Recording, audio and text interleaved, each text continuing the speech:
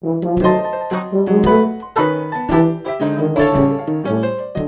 this video, we'll take a look at some automated routes dealing with money in 3 different ways.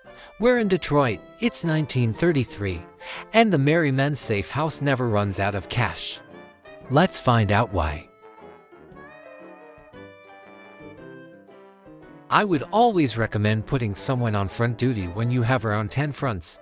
Having someone move around the map and collect your extortion money means you don't have to worry about it. And your safe house doesn't run out of money because you forgot about it.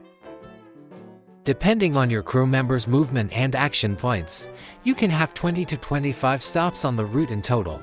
That includes picking money up from a speakeasy, fixing the car, and dropping money off at either the safe house or the nearest speakeasy.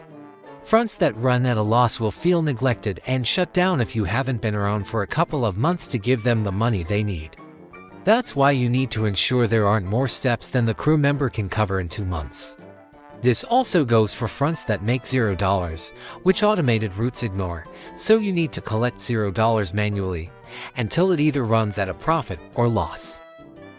As you open more fronts, you will need more routes.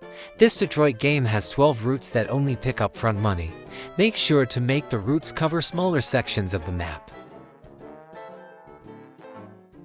Gambling houses need money to function, so having a few routes to make sure they're okay is a good idea. Start by having them pick up money from a speak. Then go to a gambling house and drop off money to cover their cash requirement.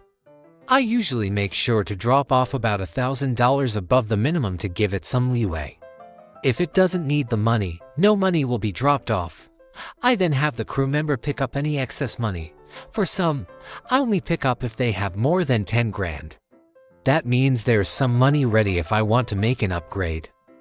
There's a step to fix the car when it happens to be near a garage, and at the end of the route, it either drops off all money in the safe house or a speakeasy, depending on which is closest. The first route dropped money off at a speak, but I've just changed that to the safe house instead. This Detroit game has 3 routes for dealing with all 25 gambling houses. It doesn't matter that there's a bit of travel involved for the crew member.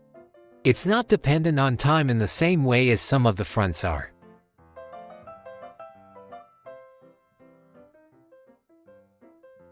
When you start to have a few speakeasies around the map, you can use an automated route to have a crew member go around them all and pick up some cash to move to the safe house.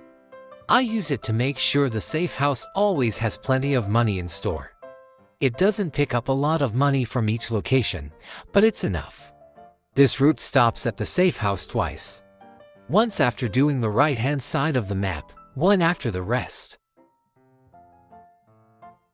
Using automated routes for money frees you up to focus on other things, so I highly recommend using them.